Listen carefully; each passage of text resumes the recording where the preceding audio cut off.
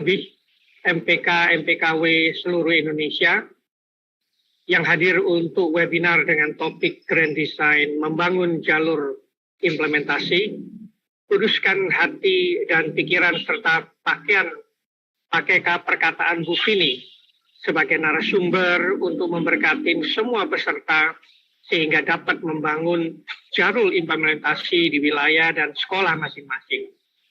Roh Kudus pimpin semua peserta untuk dapat memahami artanya dan menerapkannya di sekolah dan wilayah masing-masing. Kami berdoa untuk semua jaringan dan infrastruktur acara ini, supaya Tuhan lancarkan dan semuanya tidak ada gangguan. Terima kasih Tuhan, kami naikkan puji syukur sekali lagi untuk acara ini. Di dalam nama Tuhan Yesus Kristus kami berdoa. Amin. Ya, para hadirin, terima kasih untuk kehadirannya. Kami yakin hari ini adalah hari yang berbahagia dan berkat untuk semua peserta dengan narasumber Ibu Vini. Kami kembalikan ke moderator. Terima kasih. Baik, terima kasih Pak Hendro. Pak Hendro adalah bagian dari MPK Indonesia, MPK Pusat, pengurus di bidang 1, bidang pengembangan pendidikan. Jadi Pak Hendro baru bergabung di bulan lalu ya Pak ya? Bulan lalu atau 2 bulan lalu ya? Oke. Ya, bulan lalu ya. Iya, baik. Jadi kita mungkin ke depan akan sering ketemu sama Pak Hendro. Baik, saya akan menyampaikan sedikit profil dari Ibu Vini. Bagi Bapak Ibu yang mungkin belum kenalan ya, saya bacakan. Ibu Vini STH MPD, beliau adalah pengurus harian MPK Indonesia dan juga ada bekerja di Yayasan Pendidikan Pelita Harapan. Di sini bagian Supervisor Professional Development and Curriculum Enrichment, khusus Sekolah Lentera Harapan dan Sekolah Dian Harapan. Selain itu, Ibu Vini juga koordinator ya pengembangan Biblical Studies, pendidikan agama Kristen ya, untuk SDH dan SLH, Lentera Harapan dan Dian Harapan. Nah, jadi Ibu Vini memang bergerak di bidang ini. Karena itu, waktu selanjutnya kita langsung berikan kepada Ibu Vini, sambil Bapak Ibu kalau ada rekan-rekan yang belum join, bisa diinfokan, yang sudah daftar, ya bisa diinfokan untuk segera join. Kita langsung berikan waktunya kepada Ibu Vini. Silakan Bu Vini. Ya, selamat sore Bapak Ibu semuanya. Sungguh luar biasa ya. Kita belajar bersama. Walaupun saya tertulis saya narasumber, tapi saya mengajak kita di dalam 2 jam ini aktif berbagi, aktif belajar ya, aktif mendengar. Karena sekolah-sekolah Kristen berkumpul bersama, berbagi bersama, mendengar bersama, dan kemudian menguatkan bersama. Sebelum saya memulai pemaparan hari ini, saya mau mendasarkan kita pada satu motivasi ya yang lebih kuat daripada sekedar harapan kita sendiri ya. Mari kita buka Matius pasal 7 ayat 24 sampai 27. Matius pasal 7 ayat 24 sampai 27. Matius pasal 7 ayat 24 sampai 27. Pak Darwin Pangaribuan, apakah leluasa untuk membacakan bagian firman Tuhan ini untuk kita, Pak Darwin Pangaribuan?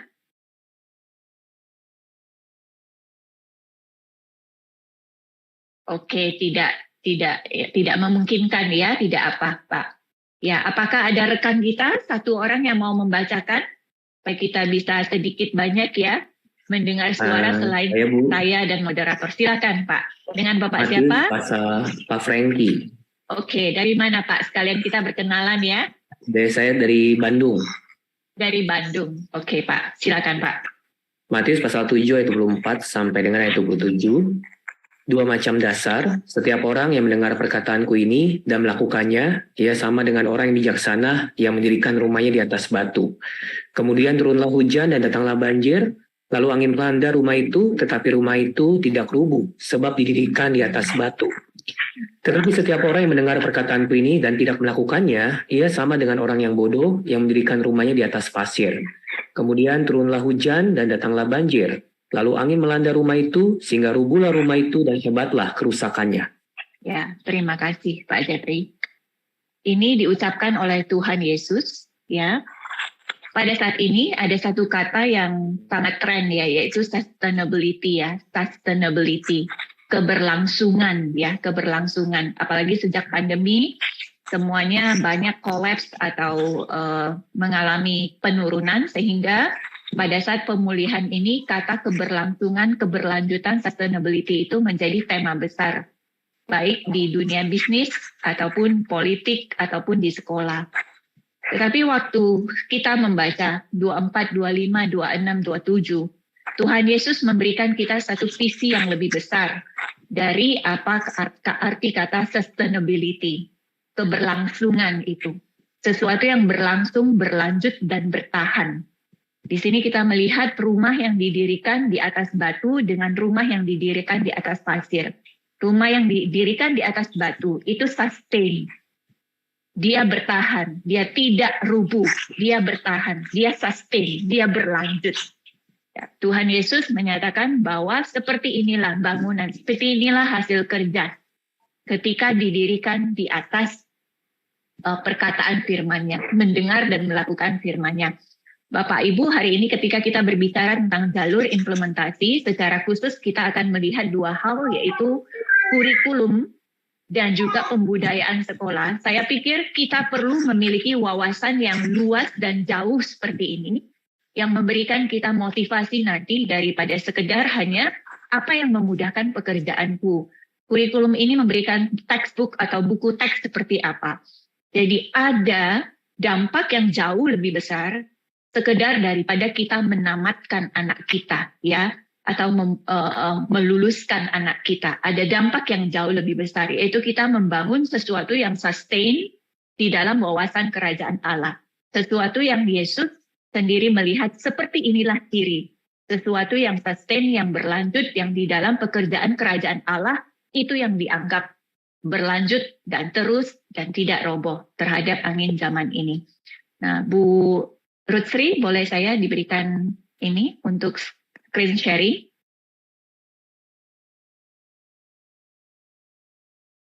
Bapak Ibu, ketika Bapak Ibu mendengar kata kurikulum, apa kata kesan,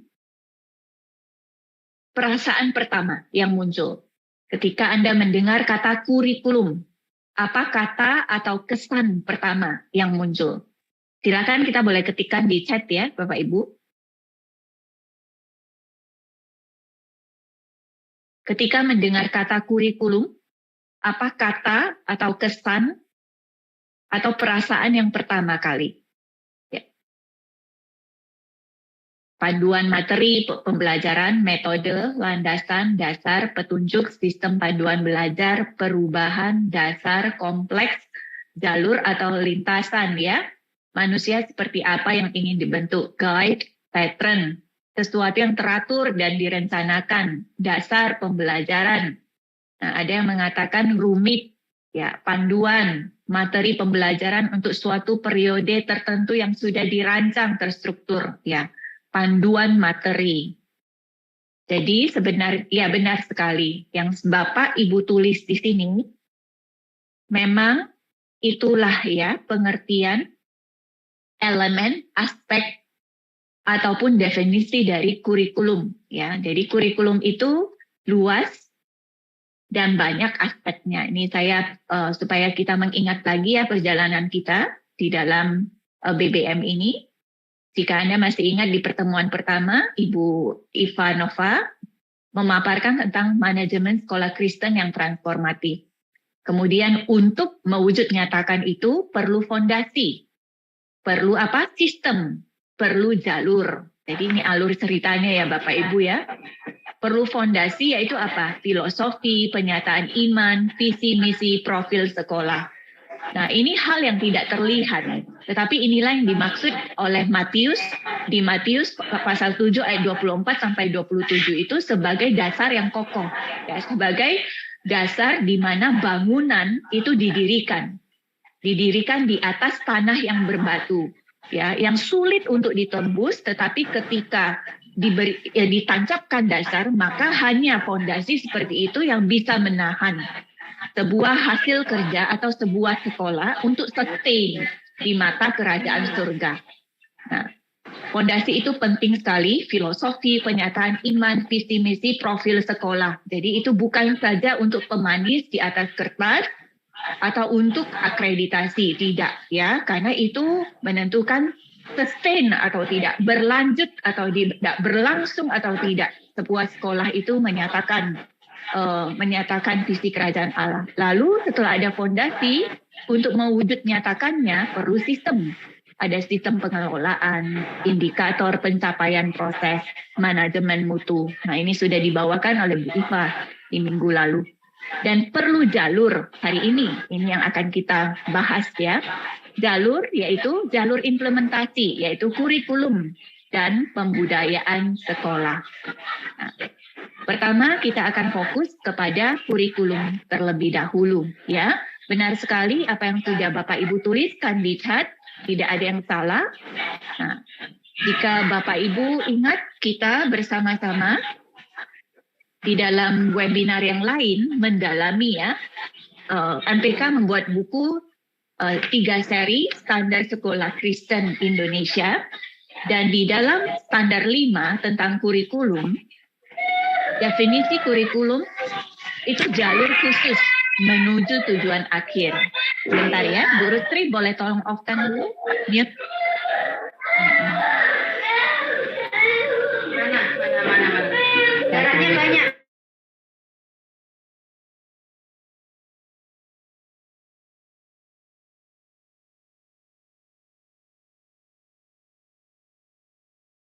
Oke, baik.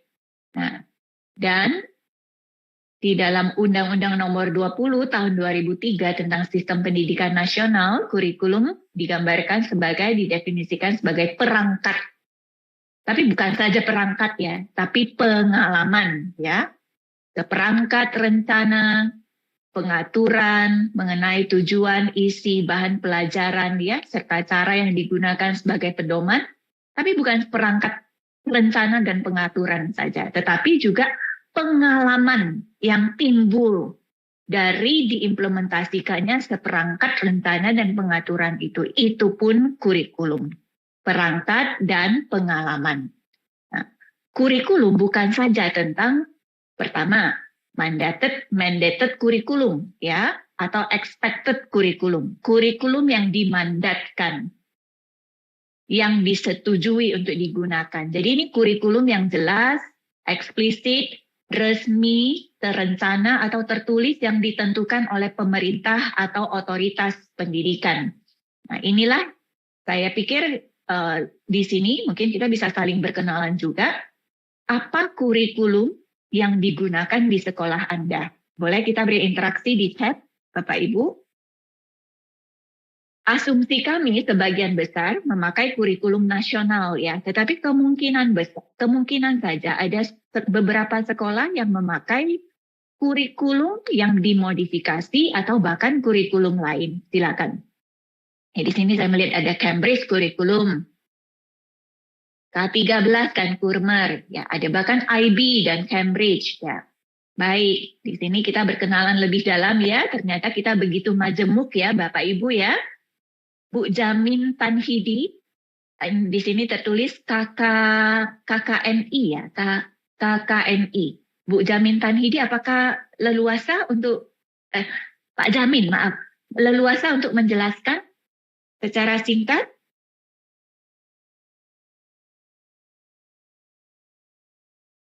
Jika iya, sangat baik. Jika tidak, tidak apa.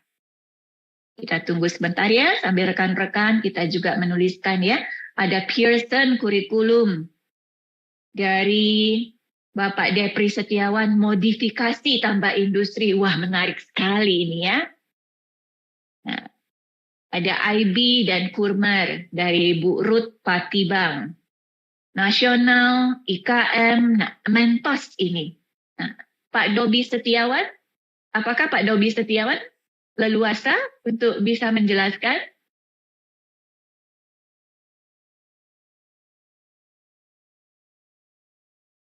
Mungkin kita baca ini, kita penuh rasa ingin tahu ya. Tidak apa, kita sambil menunggu. Jika memang tidak leluasa, tidak apa ya. Ya baik. Jadi di sini kita bukan saja kurikulum 2013 atau kurikulum Merdeka ya, kita melihat warna-warna kurikulum yang kita pakai. Dan itu disebut sebagai mandated atau expected kurikulum ya. Nah, yang secara sengaja dipakai. Nah, tapi ada yang kedua, jenis yang kedua yaitu kurikulum tersembunyi atau hidden kurikulum. Apa? Yaitu jenis pembelajaran dan nilai-nilai yang diserap murid-murid karena sifat dan struktur organisasi sekolah. Ya, jadi kadang misalnya kurikulum yang kita pakai kurikulum Merdeka, ya, yang mendorong kemerdekaan belajar dan keunikan murid itu diperhatikan. Tetapi bisa saja cara kita membuat struktur organisasi sekolah kita dan sifat sekolah kita itu justru tidak mendukung terjadinya merdeka belajar. Bisa saja. Nah, ini yang menjadi hidden kurikulum. Jika terjadi perbedaan demikian, nanti ini dua akan clash ya, tidak sesuai. Dan biasanya nanti yang akan meresap dalam hidup anak itu bukan apa yang dikatakan, tetapi apa yang mereka alami dan rasakan dari lingkungan mereka, dari guru-guru. Yang ketiga, kurikulum nul kurikulum. Mengacu pada apa yang dipilih oleh sekolah untuk tidak diajarkan. Ya, misalnya, sebagian besar sekolah Kristen memilih untuk tidak mengajarkan di dalam pelajaran IPA atau sains teori evolusi. Nah, jadi waktu mengajarkan penciptaan atau di IPA tidak mengajarkan dari sudut pandang teori evolusi. Nah, walaupun itu tidak diajarkan, Bapak Ibu, itu memberikan pesan bahwa apa? Bahwa yang kita percayai itu penciptaan bukan dari sudut pandang teori evolusi. Ya. Juga misalnya, kita tidak pernah di dalam sebuah sekolah melakukan integrasi antar mata pelajaran, ya. Mata pelajaran selalu diajarkan secara terpisah dan tidak pernah dilakukan integrasi. Nah, apa yang secara sengaja dipilih untuk tidak dilakukan itu bisa menimbulkan persepsi dan kemudian membentuk mindset di dalam murid bahwa dunia ini memang terpecah-pecah dan terpisah dan tidak dapat disatukan. Ya. Jadi bahkan apa yang dipilih untuk tidak diajarkan pun itu bisa mengkomunikasikan satu kepercayaan. Dan ini, yang keempat, kurikulum yang diterima. Apa yang sebenarnya diserap murid-murid dari pelajaran di kelas dan parameter lain, itu bisa saja tidak akan persis tercapai sesuai apa yang disebutkan dalam dokumen. Ya, jadi antara yang dituliskan di dalam dokumen dengan diserap murid, nah itu kadang bisa jauh sekali penerimaannya. Nah ini faktornya banyak Bapak Ibu, kenapa sampai terjadi begitu? Nah biasanya itu bisa dicermati dari apa hidden kurikulum yang mereka serap. Lalu kurikulum nul ini yang tidak diajarkan itu sudah selaras tidak dengan apa yang di-expected di atas. Nah biasanya itu akan membuat apa yang diserap murid itu ya, persis atau tidak persis seperti yang disebutkan dalam dokumen. Jadi yang dialami murid-murid tersebut disebut kurikulum yang diterima. Nah, Bapak Ibu, mandated atau expected kurikulum ini akan kita bahas di dalam subtopik kurikulum. Lalu nanti yang nomor 2, 3, 4, ini sebenarnya elemen-elemen nanti yang sangat menentukan di dalam pembudayaan sekolah. Ya, pembudayaan sekolah ini berkaitan dengan 2 dan 3 dan 4. Nah, mari kita lihat dulu yang pertama, mandated atau kurikulum yang dimandatkan. Pola yang kita pakai, kurikulum yang kita pakai di sekolah kita. Nah, Edlin di dalam bukunya Hakikat Pendidikan Kristen menggambarkan kurikulum itu seperti demikian. Digambarkan dengan ini ya, rel dan kereta api ya. Jadi dikatakan bahwa perusahaan kereta api ini seperti sekolah, sebuah sekolah. Lalu kereta api atau penumpang ini seperti anak-anak yang dipercayakan orang tua. Nah, rel kembar yang Anda lihat ini ya, track itu filosofi dan pengakuan atau credo. Nah, untuk bisa berjalan di dalam rel itu tentu kita mau yang kemana, jam berapa. Nah, itu seperti tombol arah, ya. Nah, itulah manual kebijakan, policy, guideline. Lalu kurikulum itu apa? Itu seperti mesinnya. Ya, jadi sudah ada rel. Nah, untuk mengaktifkan itu semua, ya, mengaktifkan apa yang sudah track yang sudah disepakati itu, dipercaya itu, untuk mengaktifkan dia, aktivasi dia itu, maka butuh kurikulum. Ya. Nah, jadi kurikulum menggerakkan dan mengarahkan seluruh sekolah saat meluncur di rel. Dan dalam menjunjung dan mempelajari ketuhanan Kristus atas semua ciptaan. Jadi dalam pengembangan kurikulum yang efektif ini sangat penting bagi kesehatan sekolah Kristen yang baik, ya. Ini adalah proses yang memakan waktu dan berkelanjutan, tetapi juga harus menjadi komitmen utama dari administrasi sekolah dan fakultas. Jadi saya rasa ada benarnya ketika salah seorang rekan tadi di chat menuliskan kata rumit, ya, rumit. Karena mungkin dengan kata lain, Edlin mengatakan ini proses yang memakan waktu dan berkelanjutan. Tetapi ini adalah harga yang pantas untuk dibayar supaya terjadi pengembangan kurikulum yang efektif, ya, yang bukan hanya asal dipakai, asal ada, asal isi waktu, tetapi dia menjadi efektif. Karena apa yang waktu yang diisi itu kemudian menjadi produktif dan mencapai tujuan apa? Menghasilkan sekolah Kristen yang sehat dan baik. Jadi ini kenyataannya memang proses yang memakan waktu dan berkelanjutan, ya. Saya dalam proses ini, saya pikir kita perlu lihat ya model kurikulum, salah satunya Stensma dan Van Brummelen, ya. Ini model kurikulum. Di sini kita berasal dari berbagai elemen di sekolah Kristen, ya. Ada yang merupakan administrator, ya, manajer, supervisornya, ya. Tetapi ada juga guru-guru, ya. Nah, saya berusaha untuk memang menjawab kebutuhan kita, ya. Jadi manajemen dari nanti kita bisa aplikasikan untuk manajemen di ranah sekolah secara utuh, secara penuh atau di dalam kelas kita. Nah, banyak sekali kita hanya sebagai pengguna kurikulum, bahkan kita tidak mengetahui kaitan antara aspek-aspek itu. Nah, jadi sebenarnya ini model yang membuat kita melihat keterkaitan satu sama lain, ya Bapak Ibu, ya. Jadi di dalam sekolah Kristen, Alkitab merupakan inti, ya. Dan kemudian dalam pengajaran Alkitab itu tujuannya untuk membentuk pandangan dunia dan hidup Kristen. Dan disinilah nanti berkembang studi-studi Alkitabiah. Nah, ini yang menjadi dasar nanti waktu kita belajar ilmu-ilmu yang berhubungan dengan ilmu-ilmu sosial, ilmu-ilmu alam, estetika, ya. Yang di beberapa sekolah misalnya disebut smart, ya. Ada sport, musik, begitu.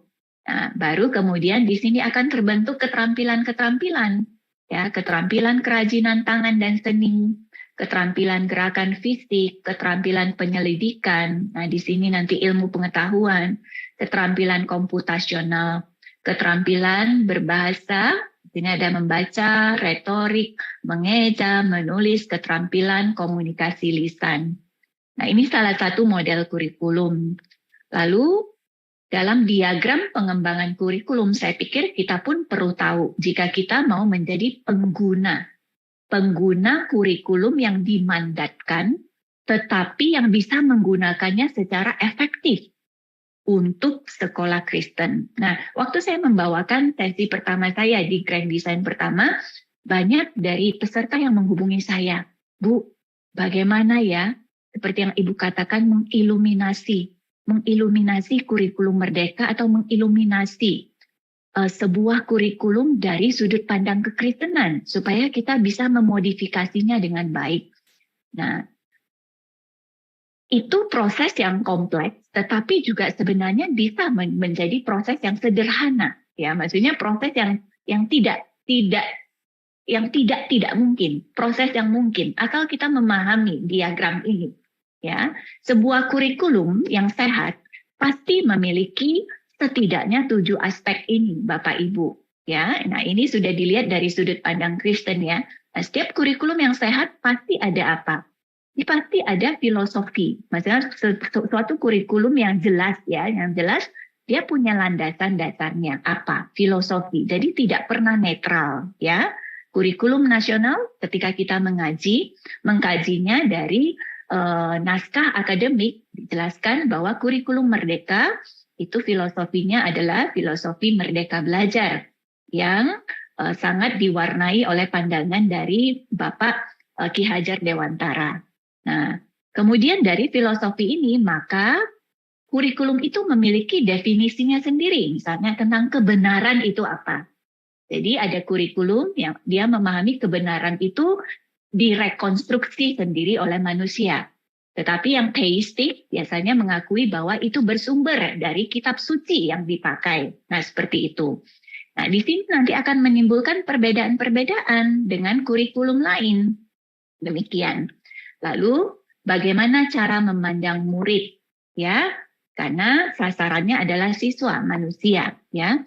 Kemudian di sini baru nanti tujuan sasaran. Seperti apa tujuan pendidikan itu? Sumber daya, dan kemudian isi kurikulumnya di sini ya, perancangan pembelajaran, assessment, sampai evaluasi. Baru nanti sampai bagaimana masuk ke kelas. Ya, biasanya ini berhubungan dengan apa? Pembuatan dokumen pembelajaran, desain instruksional. Nah, ini semuanya membangun iklim kelas. Jadi, kurikulum yang baik biasanya memberikan kepada kita penjelasan akan elemen-elemen ini. Walaupun sering frase-frase yang digunakan bisa saja berbeda sedikit atau banyak. Nah, Bapak Ibu, jika kita memahami ini, maka baru kita akan bisa berselancar ya untuk memahami kurikulum yang dimandatkan baik oleh pemerintah ataupun oleh tempat kita bekerja, dan kemudian memodifikasi atau menggunakannya secara efektif untuk melayani tujuan pendidikan Kristen. Nah, jadi ini yang bisa dilakukan oleh administrator ya ataupun guru ya. Jadi solusi jangka pendek dapat ditemukan dalam paket kurikulum yang disiapkan oleh ini orang lain. Benar, ini solusi jangka pendek sebenarnya. Tetapi sekolah Kristen yang baik, sehat, yang mau menegakkan misi kerajaan Allah perlu memikirkan ini, Bapak Ibu. Namun agar sekolah menjadi otentik, tanggap, dan menarik, dinamis, dan setia, maka ini tidak ada pengganti. Maksudnya perlu ada ini untuk apa? Tim guru. Ya, jadi ini perlu di-manage, di manajemen ya. Ada tim guru. Ya. Di sekolah Kristen yang berkolaborasi bersama dalam mengeksplorasi kurikulum dalam terang pandangan dunia Kristen. Demikian Bapak Ibu. Jadi kita baca tadi ada kurikulum IB, menarik ya, Pearson kurikulum, Cambridge, kurikulum Merdeka. Nah, memakai itu saja itu ya solusi jangka pendek ya, solusi jangka pendek yang oke.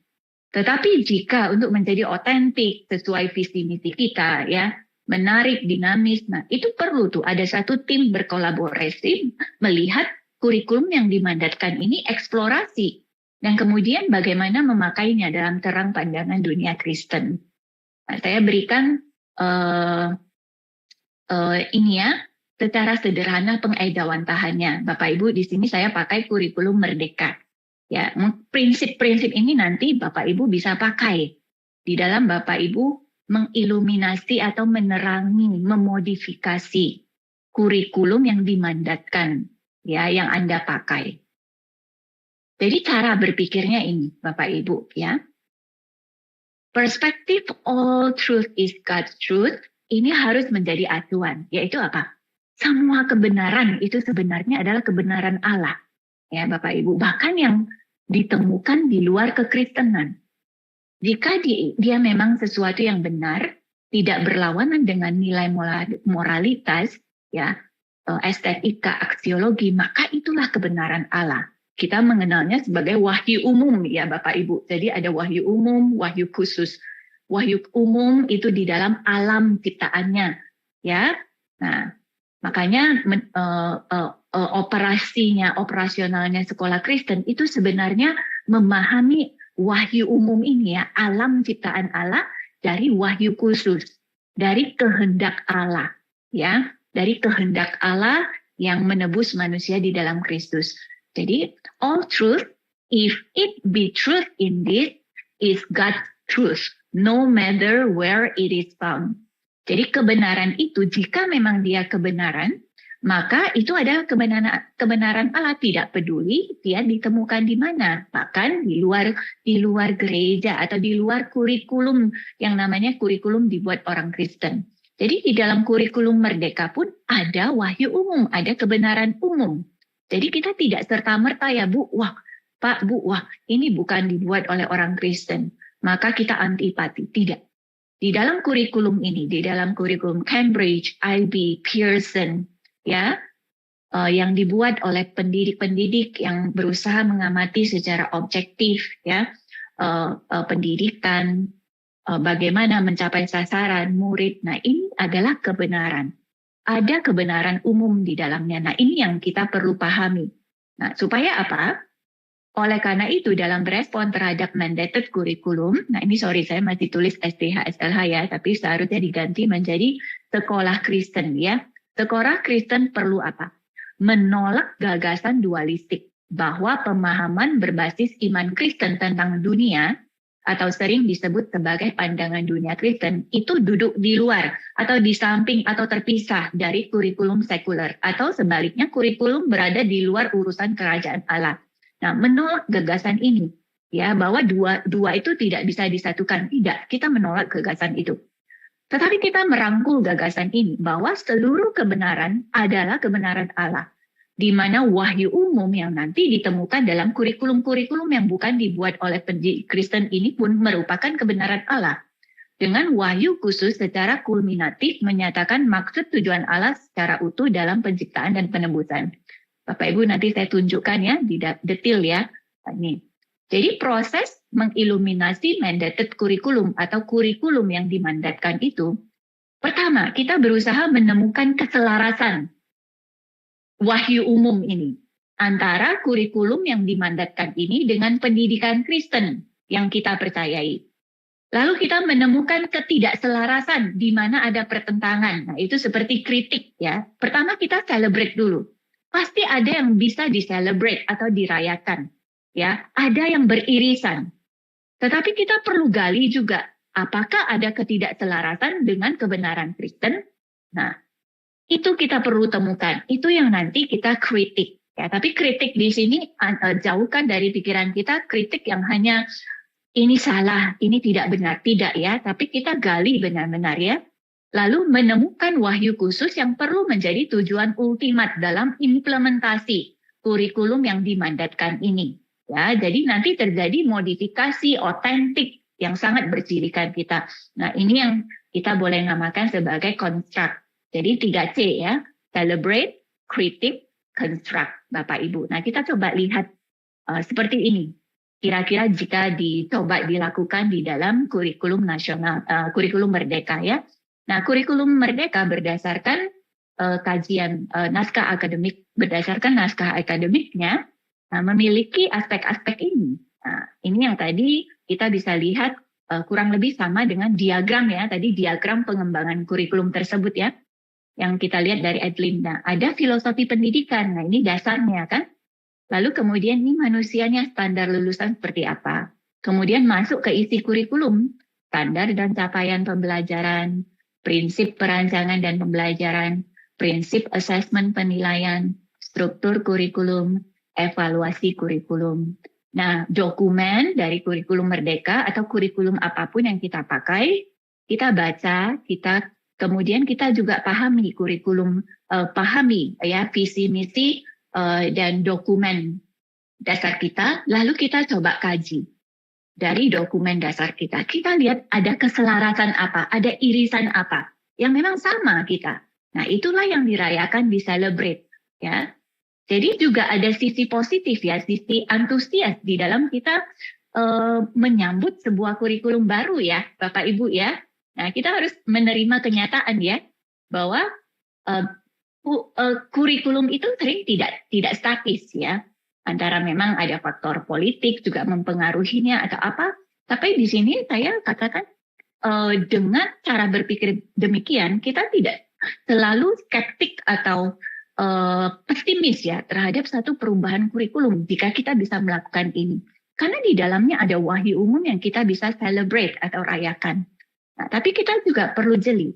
Ada kekurang atau ketidakselarasan kita, nah itu yang kita kritik. Ketika kita menemukan kekurangan atau ketidakselarasan itu, kita coba temukan ada wahyu khusus apa yang kita katakan ini kurang atau tidak selaras. Di dalam kekristenan itu perlu seperti ini. Nah, itu construct ya. Nah, saya berikan contoh nanti dari dua aspek ya, Bapak Ibu. Jadi dari filosofi pendidikan.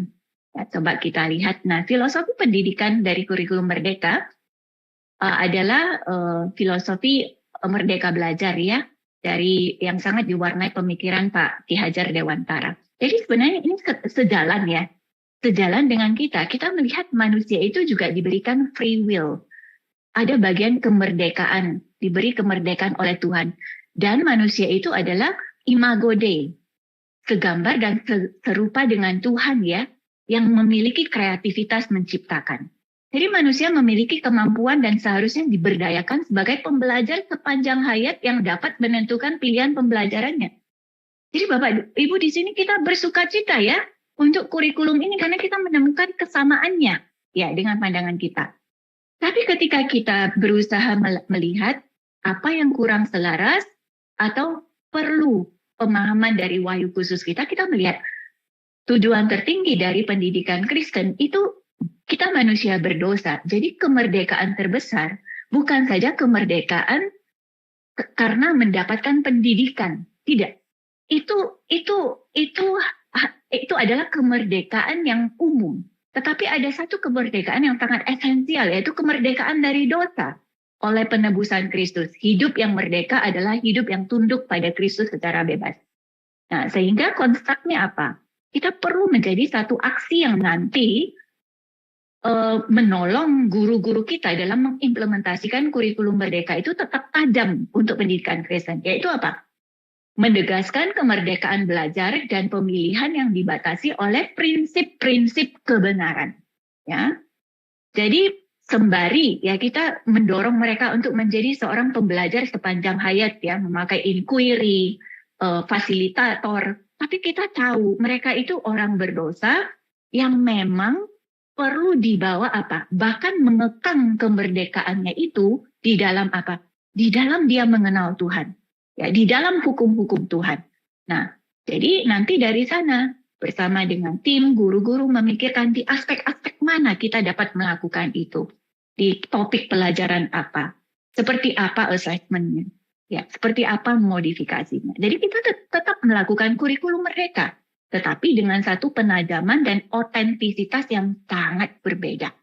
Ya, satu elemen lagi yaitu standar lulusan. Kita tahu standar lulusan untuk kurikulum Merdeka berhubungan dengan profil pelajar Pancasila ya, PPPP. Ini selaras ya, tidak ada yang menyalahi.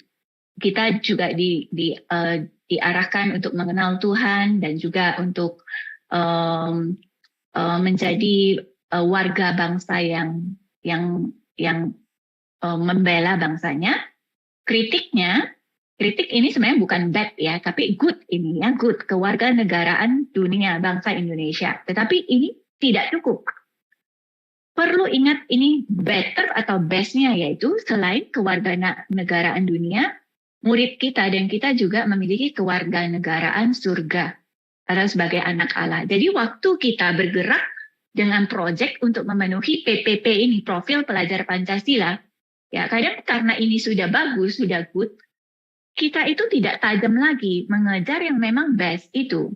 Ya, jadi selain dia sebagai seorang yang memiliki kemandirian, kreativitas, sebenarnya sebagai seorang kewarganegaraan surga, ada apa lagi yang bisa lebih tajam? Nah, salah satu aksi adalah, yuk kita coba petakan ini ya, profil sekolah, maksudnya profil lulusan sekolah dengan PPPP ini selaras enggak? ada yang agak berbeda enggak? Nah, ada yang tajam yang harus itu nanti ditujukan terus enggak?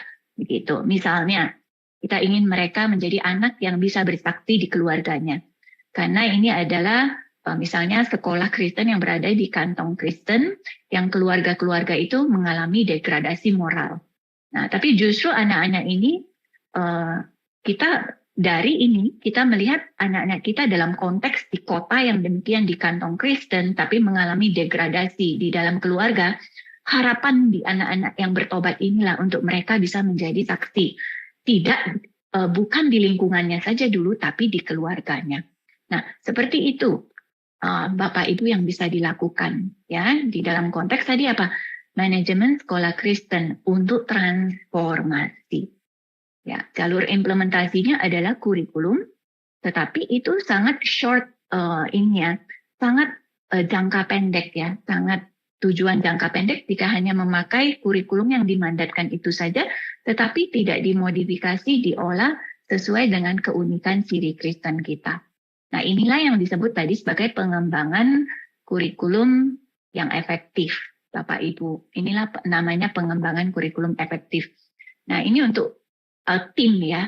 Nah, saya sebenarnya ini akan masuk ke ranah sudah lebih ke guru dan pengajaran. Tapi saya pikir saya perlu kasih ini supaya memberi semangat ya, bahwa seperti inilah bentuknya nanti ya, yang mentransformasi, ya, yang menyentuh, mengubahkan, membuat gerakan baru.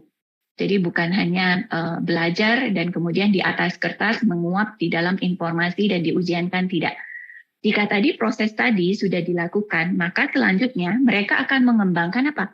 Unit kerja dan rencana pelajaran harian yang menantang siswa dengan ketuhanan Kristus atas semua ciptaan. Memperlengkapi siswa untuk berfungsi sebagai orang penuh harapan. Berbagi shalom dengan tujuan di dunia yang terhilang dan membutuhkan. Dan ini bukan sesuatu yang muluk-muluk Bapak Ibu. Saya kasih contoh di belakang, saya cepat saja karena ini sebenarnya detail ini tidak di dalam ranah bidang manajemen sekolah ya secara luas ya. Tapi ini saya mau memberikan dorongan pada kita. Ini seperti ini bentuknya nanti.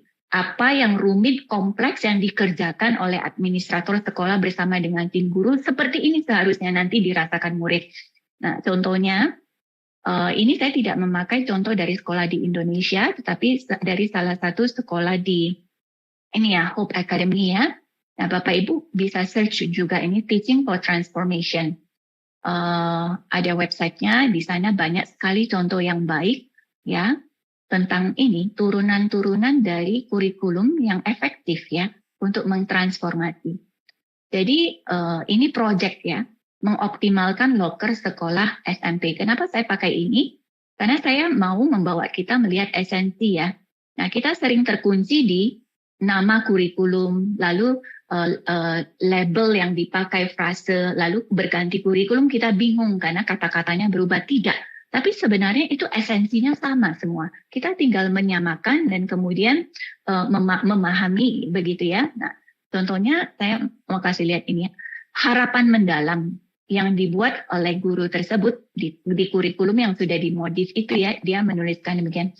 Karena pencipta kita bijak dan desainnya mengagumkan, kelas matematika kita akan menjadi komunitas ahli strategi kreatif yang menghasilkan solusi penuh kasih untuk masalah yang kita dan tetangga kita hadapi. Berdasarkan kasih, ruang dapat dioptimalkan menjadi lebih baik memenuhi kebutuhan manusia ketika kita menggunakan hikmat.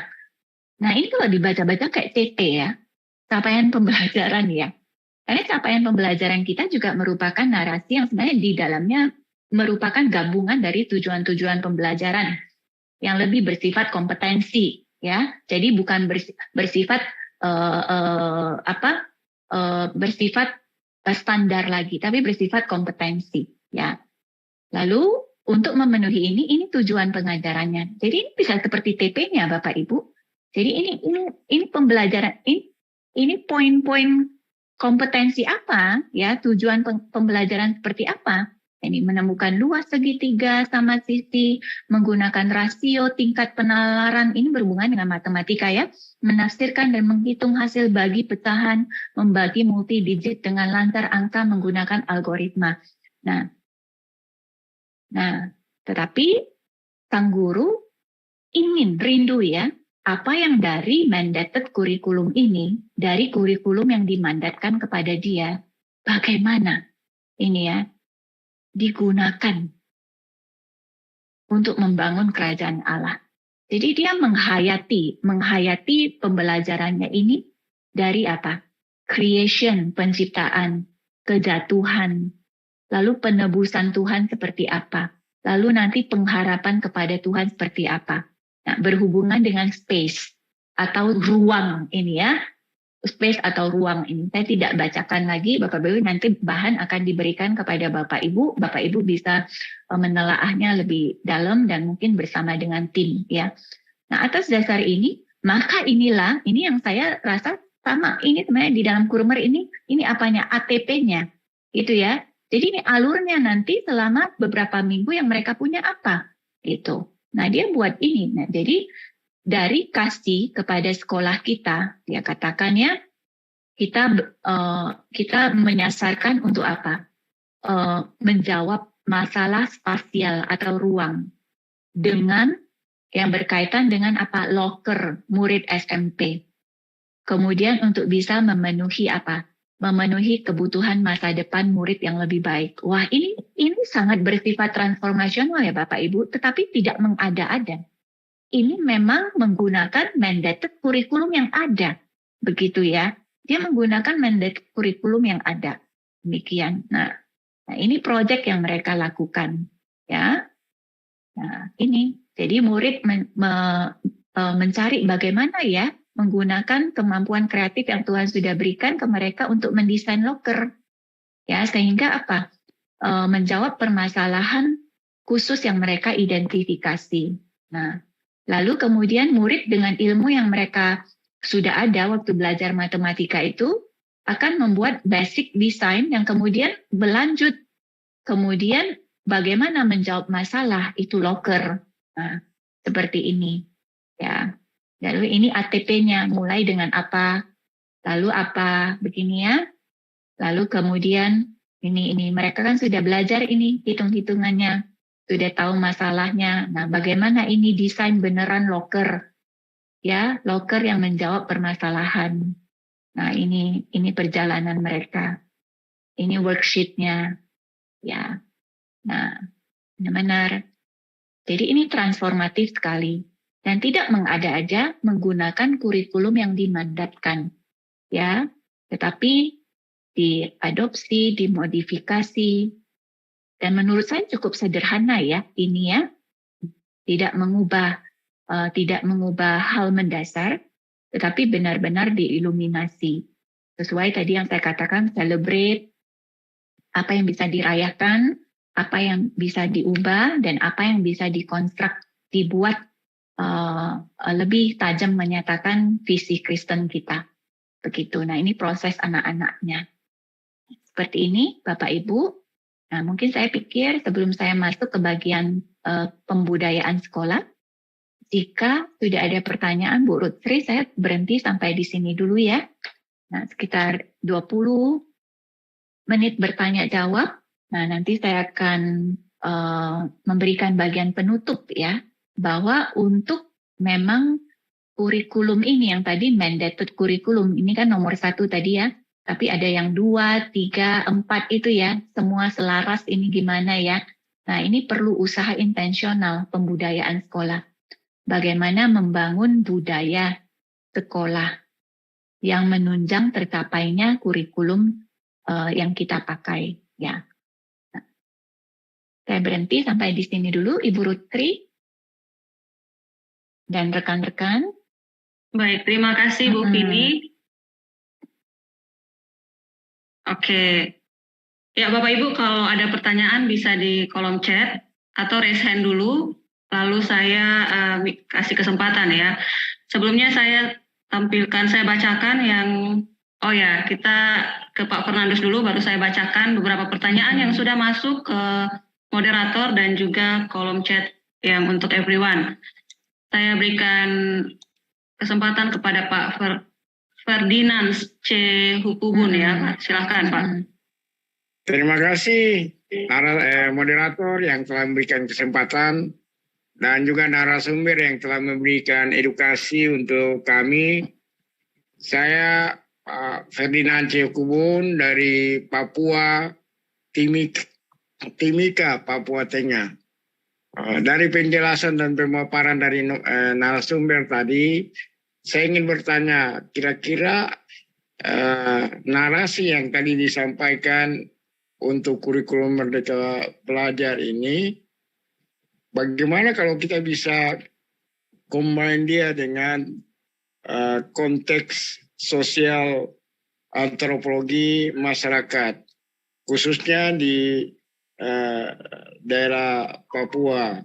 Misalnya kayak kalau untuk kurikulum, kalau kita bicara modelnya bicara domba, di Papua tidak ada domba, tapi mungkin kita pakai contoh yang lain misalnya. Terus yang berikut, kebanyakan kan di daerah pinggiran, ini kan anak-anak nih masih terpengaruh dengan konteks budaya. Oleh karena itu kira-kira menurut dari narasumber kira-kira kiat-kiat apa seperti itu? Karena jujur saja daerah Indonesia Barat, Tengah dan Timur masih ibarat langit dan bumi begitu.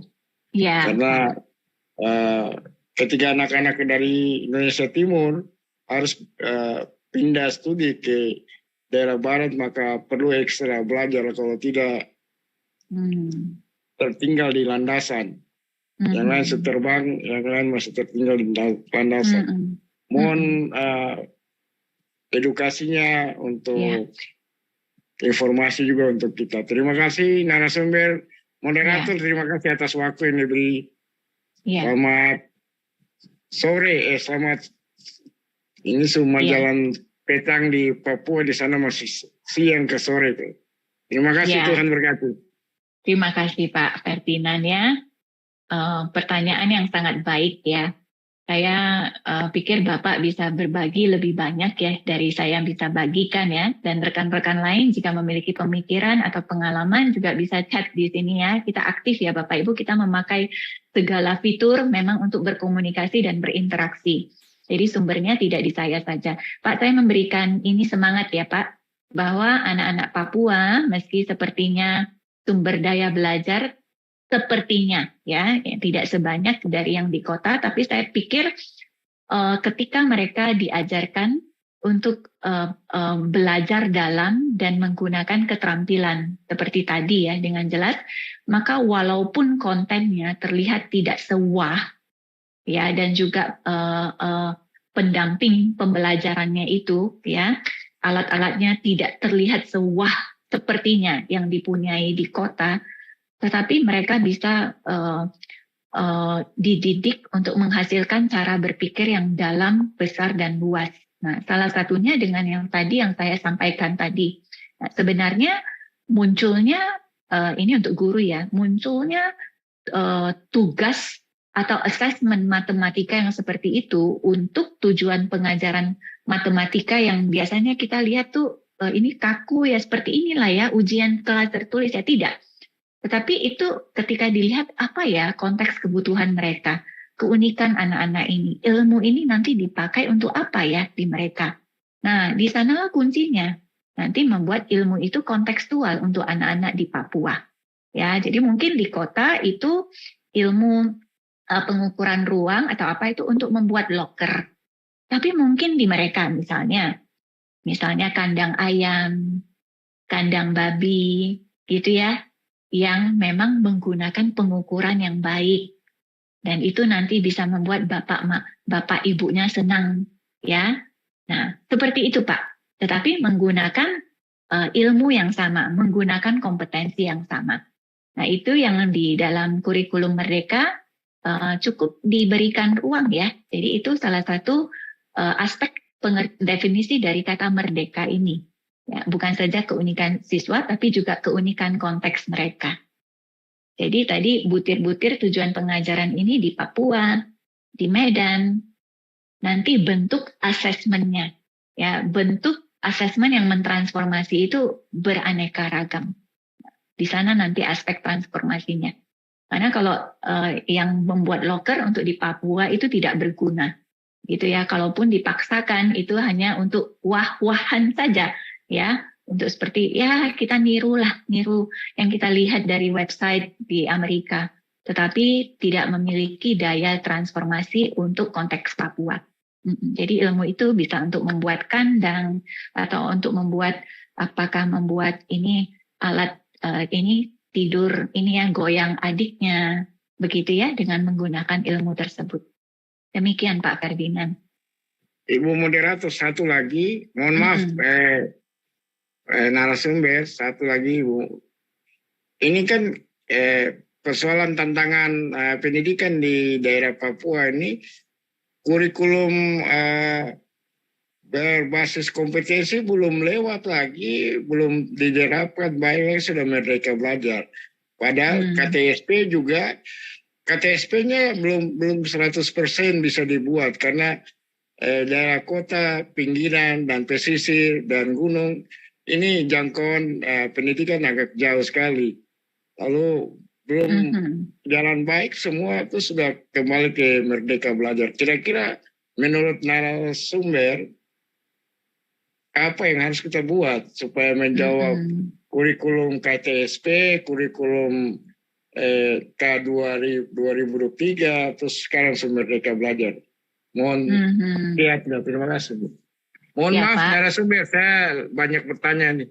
Ya, tidak apa Pak. Ini saya kasih jawaban yang ini ya. Kadang di lapangan juga kita harus tulus seperti merpati, cerdik seperti ular ya. Kalau saya pribadi ya, dalam pergelutan dengan berbagai unit yang berbeda-beda, kita punya cabang yang berbeda-beda, ada di Papua juga ya. Dan juga perubahan kurikulum juga. Saya pribadi punya 2 senjata ya, yang saya selalu dorong kepada rekan-rekan saya. Setiap ada perubahan, cari kesamaan dulu. Kesamaannya apa? Jadi jangan cari perbedaannya dulu. Kesamaannya antara beragam kurikulum ini apa? Lalu kegunaannya. Nah itu dijadikan titik berpijak dulu. Nah, dari kesamaan dan kegunaan itu jadi langkah awal untuk diimplementasikan dulu. Ya, jadi tidak usah semuanya yang baru itu diimplementasikan plek, tapi semuanya mabuk. Lalu semuanya seolah-olah orang yang sedang berpura-pura bisa, gitu ya. Tapi tidak. Jadi dari kesamaan dengan yang sebelumnya apa, lalu kegunaan yang bisa berguna untuk kita saat ini apa, nah, itu dijalankan dulu sambil Bapak, teman-teman lain terus mempelajari lebih dalam yang baru ini. Ya, jadi itu terus berproses begini Pak. Itu yang saya bisa sarankan. Ya, baik, terima kasih Bu Vini. Sudah menjawab ya Pak Ferdinand ya. Kita akan lanjut ke pertanyaan yang lain dari kolom chat. Ini ada beberapa tanggapan juga dari Pak siapa ini ya? Pak Arta ya. Nah ini tanggapannya beliau, melakukan tugas mendesain kurikulum dengan menggunakan 3C tadi ya Bu ya. Itu tidak mudah, it's not an easy job to do. Oke, perlu training khusus. Nah ini ada pertanyaannya di bagian kedua, apakah MPK memiliki kurikulum untuk sekolah-sekolah Kristen anggota MPK? Selanjutnya dari chat pribadi juga, chat ke moderator, bagaimanakah cara yang efektif agar kurikulum merdeka bisa dapat diserap oleh sekolah dan yayasan? Ya, Bu, bagus juga tadi. Kalau pertanyaan pertama dulu ya dari Pak Arya ya. Kalau saya bisa, nah ini benar sekali Pak. Bapak jeli sekali ya. It's not an easy job to do, benar. Jadi tim itu perlu di training khusus karena harus bisa punya helicopter view. Yes, benar sekali. Benar. Nah, di dalam manajemen sekolah ada cara-cara sekolah untuk secara intensional mengadakan, ya, membuat ada tim ini. Ya, ada yang memang memiliki dana untuk membuat satu tim seperti ini. Nah, tetapi jika tidak, ya seperti yang Bapak katakan, misalnya pemimpin tim. Jadi di dalam setiap jenjang atau kelas, gitu, di dalam setiap jenjang atau tingkat kelas, kita lihat nih guru-guru yang memang bisa berpikir lebih konseptual, ya, filosofis. Nah, karena tidak semuanya memang punya kemampuan yang lahiriah, ya, yang untuk memiliki helikopter view secara otomatis. Nah, jika ada orang-orang seperti ini, walaupun tidak banyak, ya, mereka bisa dibuat di dalam satu tim. Jadi nanti manajemennya bisa berupa seperti professional learning community. Ya, jadi komunitas belajar bersama. Jadi ada grup-grup tim. Ada tim yang memang nanti dia itu bergulat dengan yang seperti ini, ya. Nanti melihat dari helikopter view dari kurikulum baru ini. Kita membuat celebrate kritik konstruknya untuk kurikulum ini. Tapi nanti untuk masuk detailnya itu ada tim lain lagi. Nah, biasanya yang tadi assessment diturunkan jadi assessment yang sesuai visi kekristenan itu biasanya guru-guru yang merupakan praktisi, ya, orang-orang praktisi itu bisa begitu. Jadi kita bisa buat manajemen pola belajar seperti ini 2. Nah, itu Pak. Lalu tadi apakah MPK memiliki? Tidak, ya. MPK tidak memiliki. Lalu yang ketiga apa tadi Bu Rutri?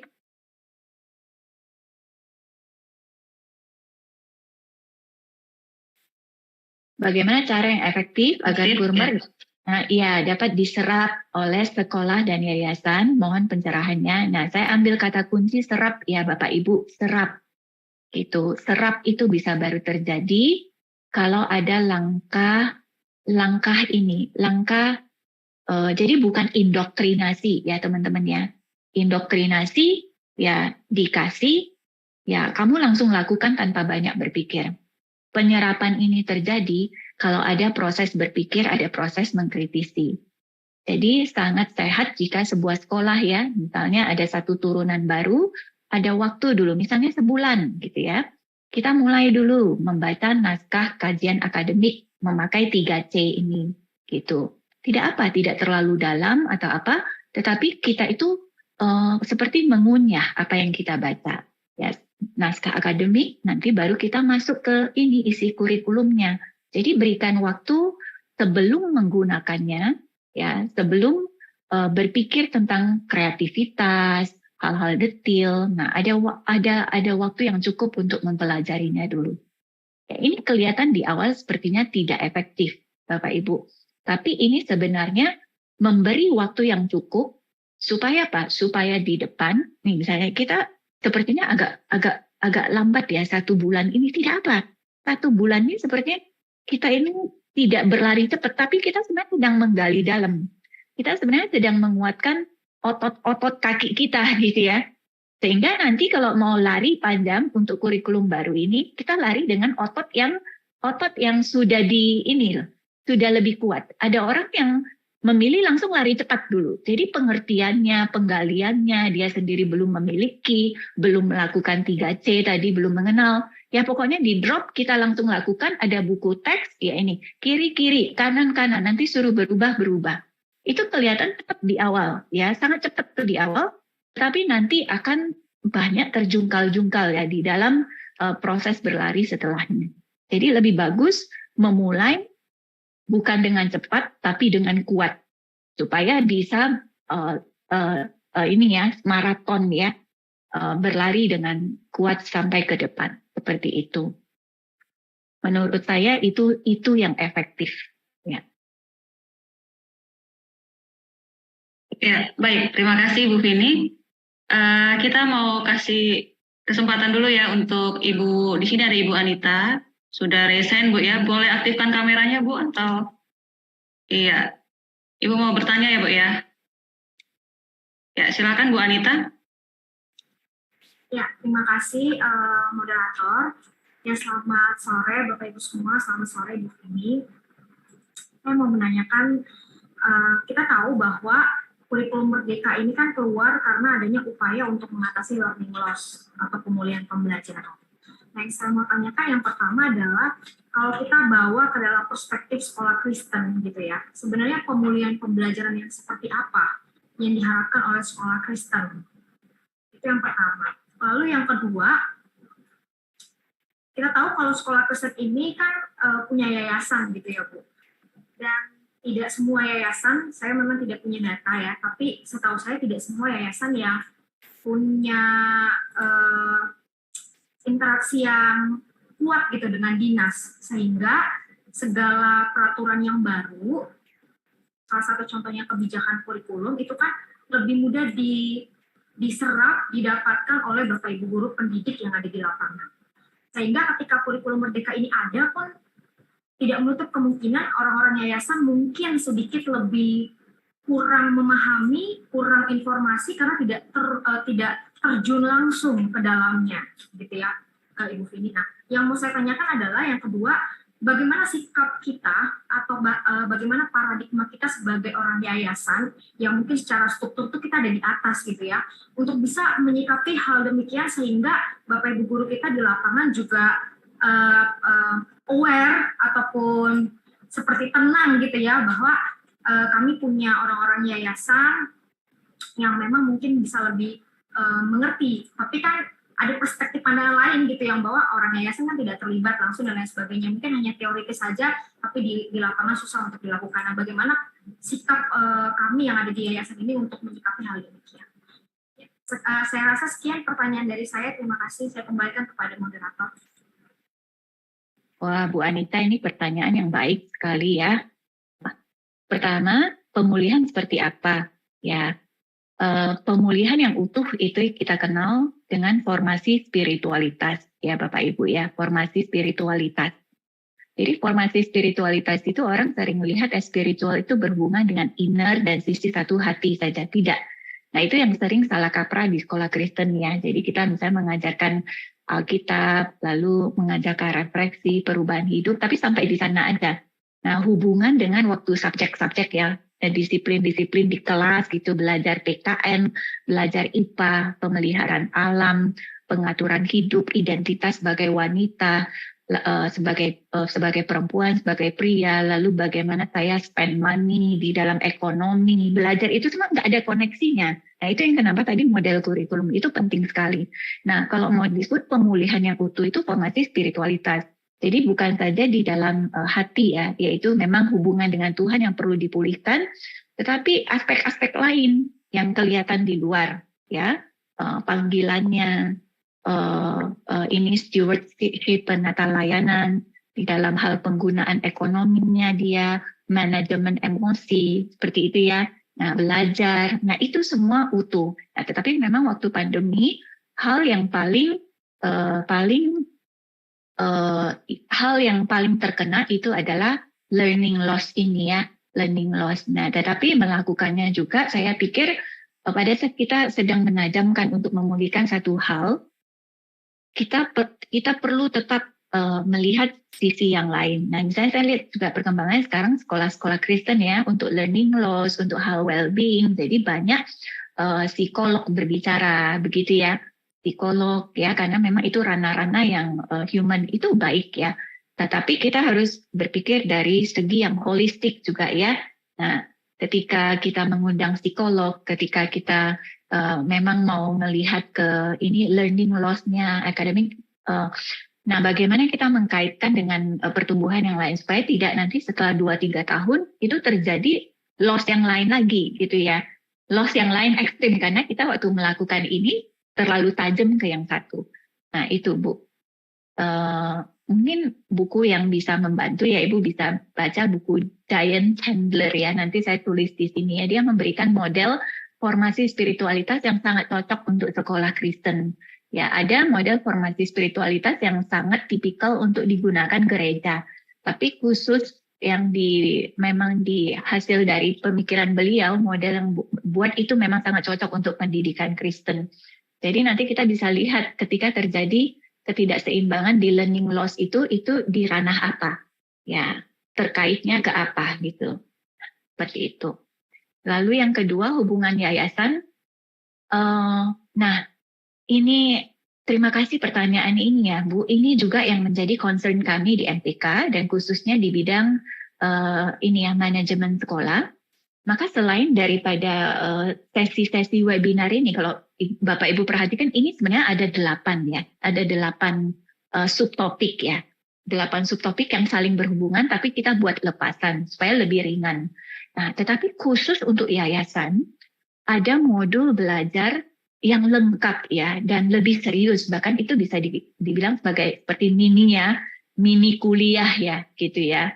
Nah itu kalau mata kuliahnya itu sudah bisa 2 SKS begitu ya di dalam 10 pertemuan. Karena itu dari concern yang seperti Ibu lihat juga ya, bahwa yayasan itu bukan hanya di tempat kepemimpinan teratas dan kemudian perlu memiliki wawasan ya, wawasan Kristiani dalam kepemimpinannya. Jadi jika Ibu tertarik, kita masih ada batch kedua ya.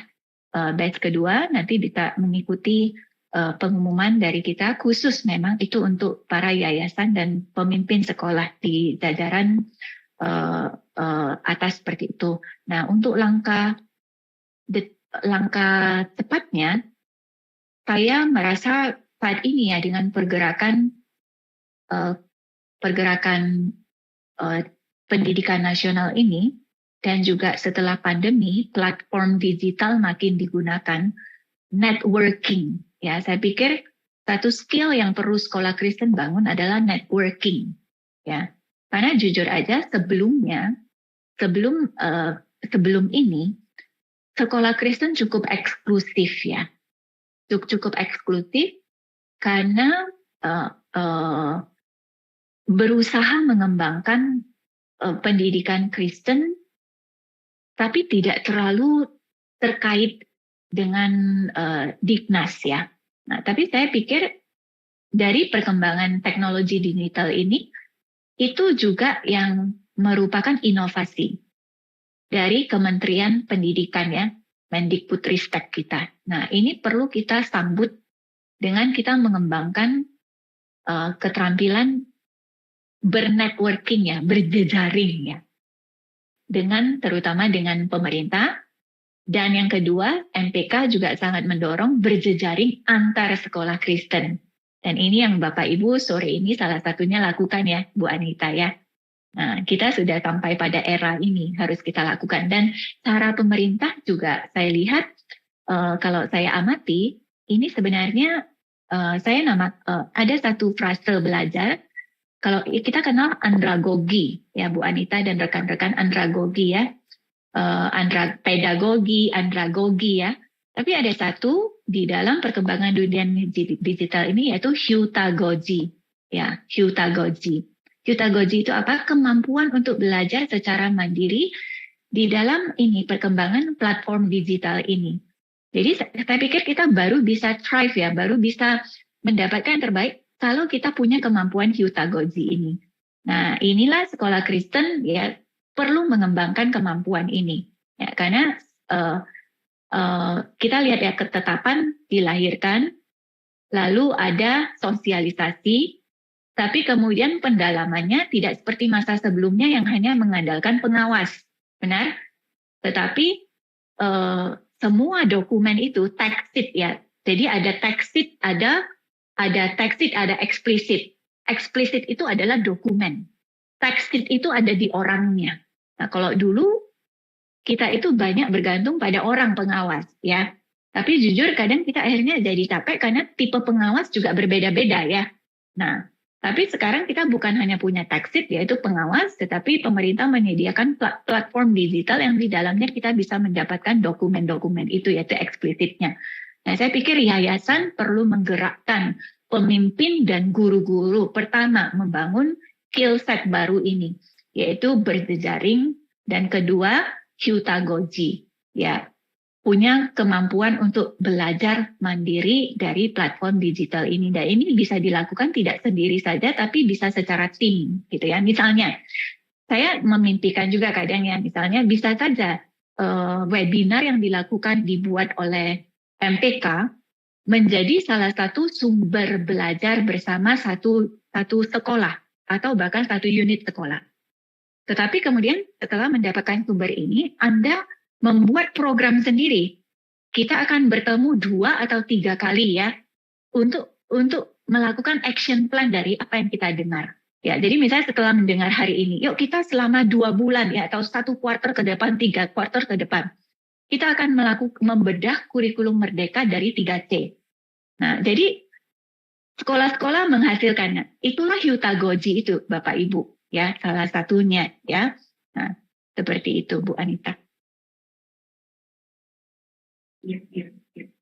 Ya, terima kasih Bu Vindi. Bu Anita, apakah sudah menjawab atau mau ada pertanyaan lanjutan? Baik, terima kasih. Kalau dipersilakan, apakah saya boleh bertanya satu lagi? Ya, boleh 1 kali lagi, Bu. Ya, nah saya mau bertanya begini Bu Vini. Kalau kita bicara tentang kurikulum merdeka kan sekarang yang sangat digencarkan adalah profil pelajar Pancasila, begitu ya Bu Vini. Di mana kalau kita hubungkan juga dengan era sekarang yang sedang berkembang, yaitu era Society 5.0 gitu ya, di mana pendidikan ini harus benar-benar bisa mempersiapkan peserta didiknya.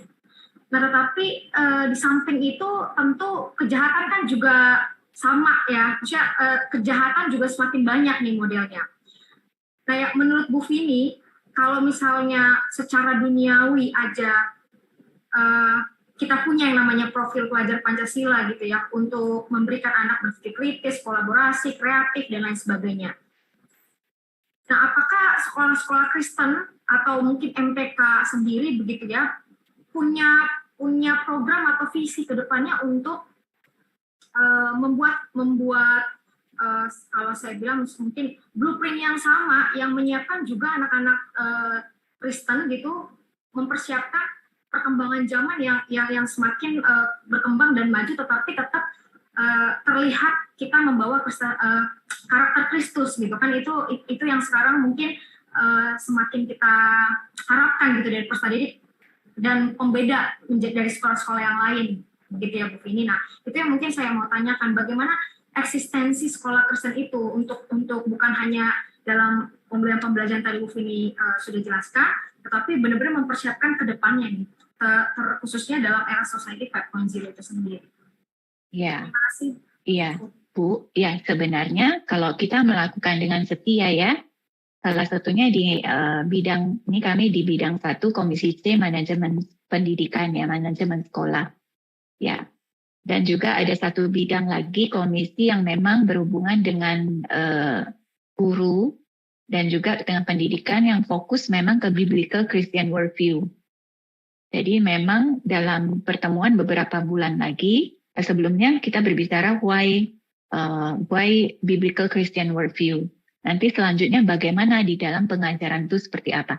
Nah, sebenarnya kalau kita dengan setia menggumuli itu ya, tadi yang 2 sampel saya kasih lihat, yaitu dengan setia ya belajar untuk jadi ahli di dalam melakukan itu, kita akan bisa menjawab itu sih Bu. Gitu. Kita akan bisa menjawab itu. Ya, karena di ruang kelas kita, anak-anak itu belajar menghadapi masalah dunia nyata. Gitu.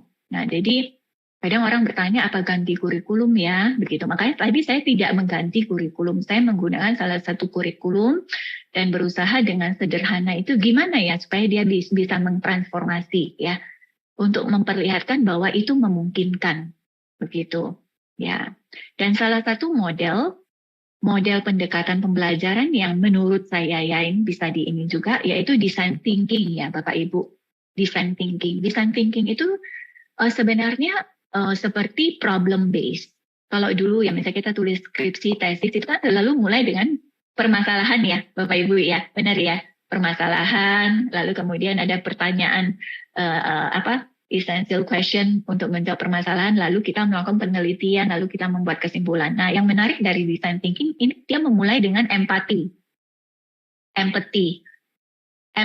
yaitu benar-benar melihat kemanusiaannya ya, kebutuhannya, menggali dari perspektif orang itu begitu, dari kondisi ini. Nah, menurut saya ya, ini sesuatu yang akan membuat perbedaan besar.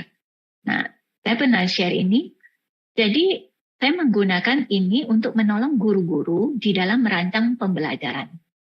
pembelajarannya biasa, sekresi. Ya Bapak Ibu, sekresi itu sistem pengeluaran tubuh, itu berhubungan dengan keringat ya, berhubungan dengan ini buang air besar, buang air kecil ya, memikirkannya saja tidak enak ya. Dan biasanya guru ya proyeknya tugasnya apa? Asesmennya. Ya kalau tidak ujian tertulis ya buat poster ya. Nah, tapi saya coba mulai dengan empati dulu ya. Waktu mempersiapkan pengajaran itu jangan pikir apa yang kamu mau lakukan untuk anak.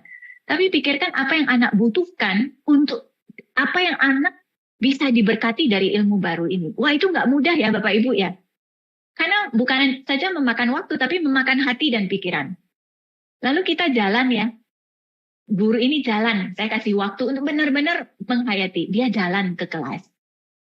Lalu dia bisa membayangkan kehidupan muridnya apa yang berhubungan dengan sekresi. Oh ini murid-murid SMP yang sekresinya itu ajubilah ya di masa SMP ya. Kalau di SD kelas 1-2 keringatan itu nggak terlalu bau. Tapi di SMP itu aduh luar biasa. Lalu dia jalan ke toilet. Wah dia teringat ini anak-anak makin SMP makin SMA tapi makin nggak bisa mengurus pembuangan ini dengan baik. Nah akhirnya dari berempati itu guru ini sendiri tertransformasi dulu. Bahwa dia perlu mengubah assessment yang biasa dia pakai hanya berupa tertulis atau poster. Jadi dia putuskan dia memakai problem based, tetapi untuk anak-anak menemukan permasalahan sekresi di sekolah ini, lalu menemukan solusi bagaimana menggalakkan perubahan itu. Wah itu satu hal yang sangat mentransformasi di sekolah tersebut. Dan tidak ada perubahan kurikulum Bapak Ibu, bahkan tidak ada perubahan topik.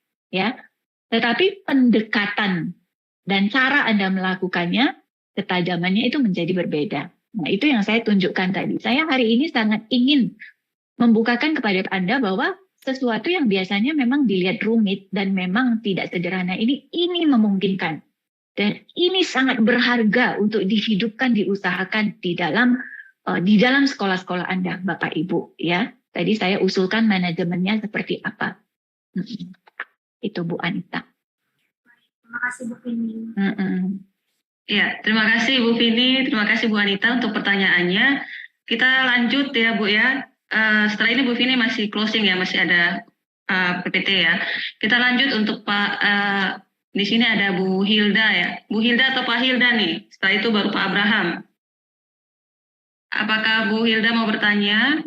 Oh Bapak, sorry, maaf Pak ya. Tadi saya agak bingung. Oke Pak, silakan boleh langsung bertanya Pak ya.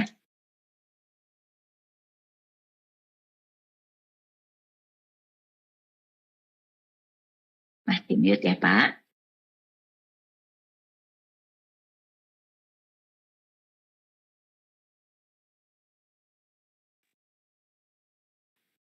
Ya masih mute Pak Ida. Oke, sebentar Pak ya. Oke. Ya. Sudah ya. Suara saya terdengarkah, Bu Vini? Ya, terdengar Pak. Baik, saya dari PPKS Ibu, Perhimpunan Pendidikan Kristen Surakarta. Kebetulan dipercaya sebagai ketua saat ini. Tapi saya senang mengikuti webinar semacam ini. Nah, sesuai dengan grand design yang sudah ditetapkan oleh BPKS dan juga Renov, kami akan menyusun kurikulum spiritualitas dan karakter dari berbagai macam jenjang. Dari mulai TK sampai SLTA. Nah, dalam Renov kami melibatkan tim ahli teologi, ahli psikologi, kemudian ahli manajemen dan ahli pendidikan. Nah, hanya saja ini kami sedang dalam proses menyusun proposal kerjasama dengan UKSW dan juga Sugio Pranoto. Nah, saya ingin kalau ada contoh kurikulum atau bahkan mungkin buku terkait dengan penyusunan kurikulum untuk pengembangan spiritualitas dan karakter di sekolah, bisa kami minta informasi Ibu.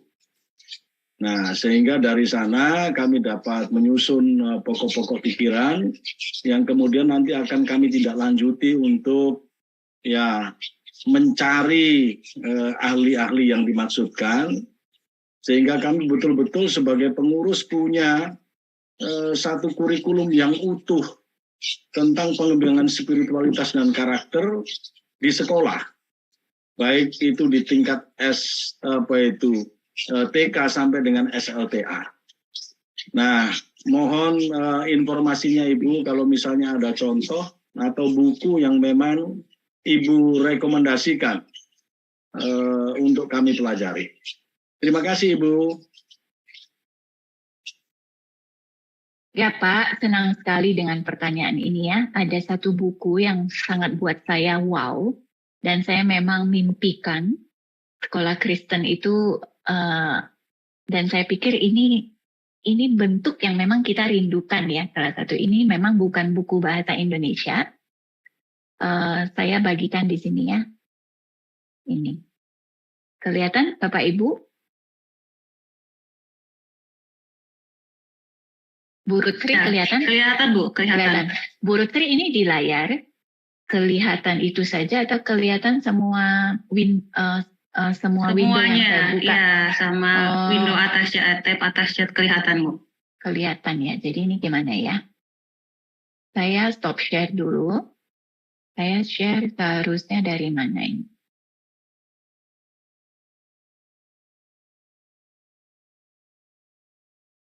Ini ya.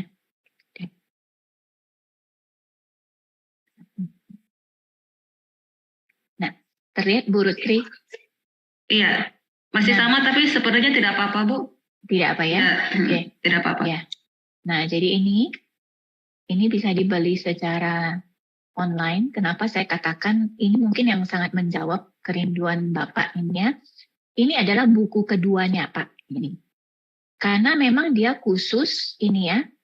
Bagaimana membangun, mereka ini punya strength namanya biblical traits ya. Jadi seperti karakter-karakter yang mau dibangun di dalam murid. Misalnya shaping culture, begini-begini ya. Lalu bagaimana itu secara intensional diajarkan, ditumbuhkan, dan kemudian di-assess ya. Di-assess. Nah, makanya dia sebut sebagai crafting formational learning. Jadi merajut pembelajaran yang membentuk gitu. Pengajaran yang membentuk. Pembelajaran yang membentuk. Ini Pak Hilda yang saya bisa bagikan.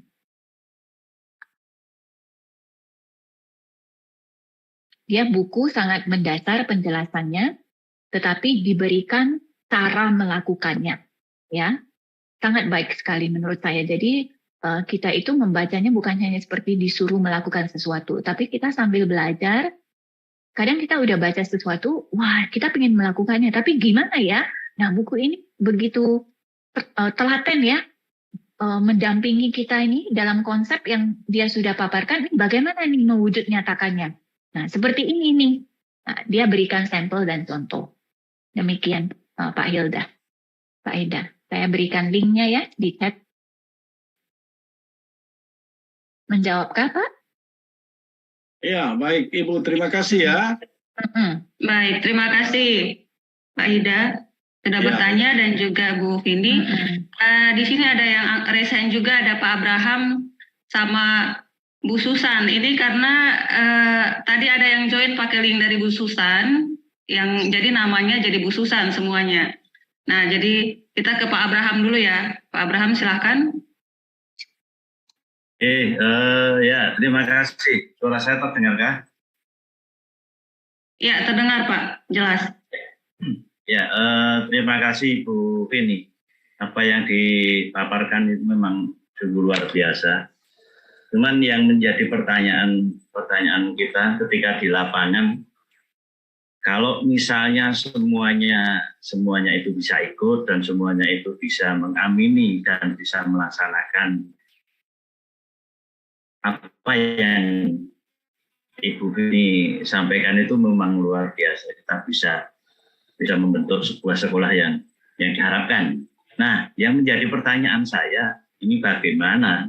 Ini dari semua unsur, mungkin dari yayasan sampai ke sekolah-sekolah Kristen yang ada, itu bisa menyamakan konsep seperti itu. Nah, mungkin ini jadi satu PR-nya MPK atau mungkin dari yayasan. Karena memang dalam pendidikan Kristen ini banyak sekali terjadi degradasi yang ada. Contoh misalnya sekarang itu sebuah kemunduran dengan beralihnya motivasi pengajaran dalam pelayanan hasilkan. Nah, itu kan sebuah konsep yang membuat degradasi dalam pelayanan kita. Nah, ini bagaimana ini trik Ibu untuk bisa mencapai ke sana gitu. Karena kan semuanya memang punya satu harapan seperti yang desain yang Ibu sampaikan tadi. Ini mungkin nanti juga akan sama dengan pertanyaan dari yang di kolom chat itu dari Bu Widyasi Susan ya. Gitu Ibu, satu aja pertanyaan itu. Terima kasih. Pak, ya. Kadang kita bisa melakukannya holistik sekaligus ya. Tetapi memang jika tidak memungkinkan, kita bergerak dari lapisan-lapisan yang memungkinkan dulu. Nah, ini idealnya memang dari yayasan ya Pak. Yayasan menurunkan pada direktur pelaksana, lalu kepada bagian operasional, kepala sekolah, dan kemudian guru ya. Tetapi jika aspek itu belum bisa terpenuhi, saya pikir kepala sekolah yang memiliki wawasan ini dapat melakukannya bersama dengan tim gurunya ya. Nah, jika pun di sini sekarang saat ini ada guru yang dia melihat sekolahnya belum memiliki wawasan itu, saya pikir dia dapat memulai dari dirinya sendiri dulu. Ya, makanya tadi saya berikan 2 contoh ini. Satu yang memang perlu dimanajemen oleh kepala sekolah dengan tim-tim, tapi ada satu yang bisa dilakukan oleh guru sendiri. Jadi cara guru tersebut itu menyusun desain instruksionalnya itu sudah berbeda. Nah, seperti itu Pak, saya pikir ya. Jadi jika tidak bisa yang sempurna, maka kita menggunakan bagian-bagian yang memang kita bisa mengubahnya di sana, Pak Abraham. Kalau boleh tahu, Pak Abraham saat ini melayani di mana dan di peran apa, Pak? Ya, terima kasih. Saya dari Klaten, Ibu, dari Klaten, dari di SMK 5 Klaten. Itu Ibu. Peran Bapak di sekolah? Guru, ya. Guru ya? Ya. Jadi saya pikir pertama perlu keberanian, ya relasi ya, membagikan Pak. Misalnya saya dengar begini, kita mungkin bisa begini. Tapi kadang perubahan itu tidak langsung. Nah, Bapak lihat dari bagian Bapak mengajar di SMK ini untuk bidang studi yang Bapak ampu, apa yang bisa dilakukan perubahan dulu. Nah, kadang pemimpin kita mau melihat inovasi kita dulu kan Pak. Ya, memang semuanya mulai dari diri dengan alur Merdeka Belajar itu kan kita mulai dari diri kemudian bisa mengeksplorasi dan lain sebagainya. Cuman ketika kita memulai dari diri kita dengan menunjukkan istilahnya di dalam pembelajaran yang berpusat pada murid itu kan. Kadang-kadang malah justru menjadi satu batu sandungan di antara kita sendiri. Kadang-kadang teman-teman kita sendiri di dalam satu kelompok kita itu yang mencibir kita itu kadang-kadang itu terjadi di lapangan. Karena apa? Karena mindsetnya itu sudah beda duluan dengan kita. Yes, benar Pak. Ya, baik. Terima kasih Bu Vini dan Pak Abraham. Saya masih berikan kesempatan untuk satu penanya secara langsung sesuai urutan. Di sini ada Susan Latuperisa ya, tapi ini bukan Susan ya. Ini karena Susan itu staf kami. Jadi ini silakan Pak, Bapak atau Ibu silakan aktifkan kameranya dulu. Ya, silakan. Coba ya. Ya, jika tidak kita langsung dulu ke Pak Maruli Sitompul. Silakan Pak Maruli, boleh aktifkan mikrofonnya, silakan.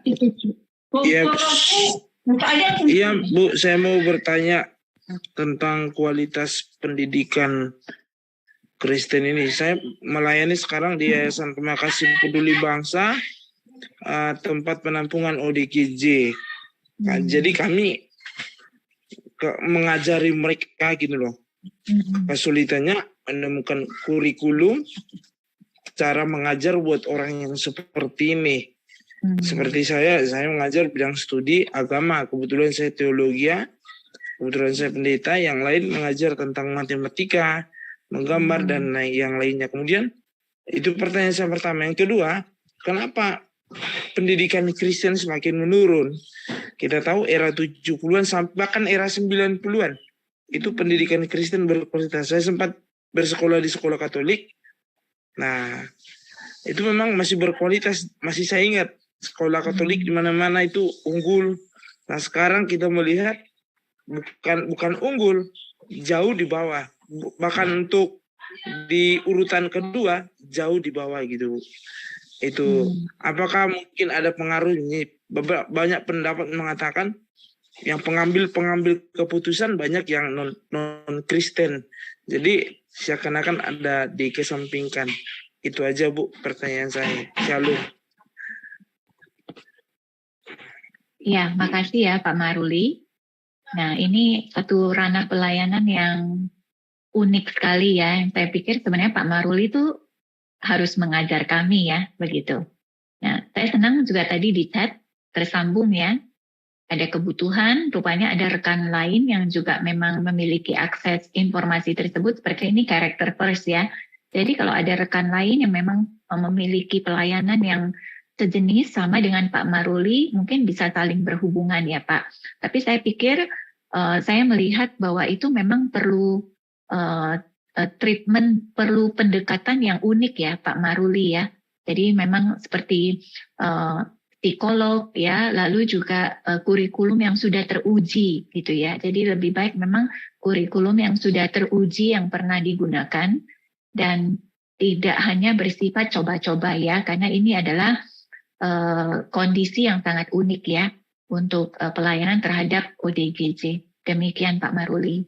Nah, untuk penurunan kualitas pendidikan Kristen memang banyak sekali faktornya ya. Nah, kami waktu di Koordinas yang diselenggarakan di Maret, ya kami terus mendorong Bapak Ibu ya supaya kita memelihara api untuk pendidikan di Indonesia.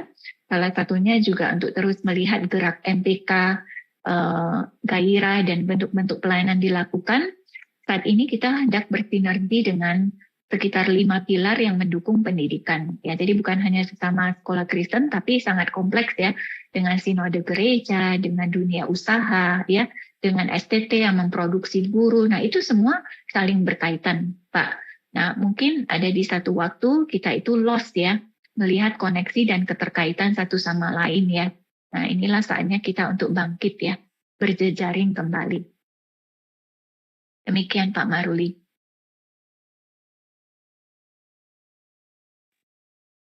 Iya, sudah menjawab ya Pak ya. Baik, silakan Bu. Yang resen ada menggunakan akun Bu Susan Latu Perisa, Bu. Silakan Bu. Boleh. Soalnya belum diganti nama ya Bu ya. Ya, silakan Bu. Ada pertanyaan? Oke, sepertinya tidak ada pertanyaan. Bapak Ibu, kalau tidak ada yang bertanya, ya.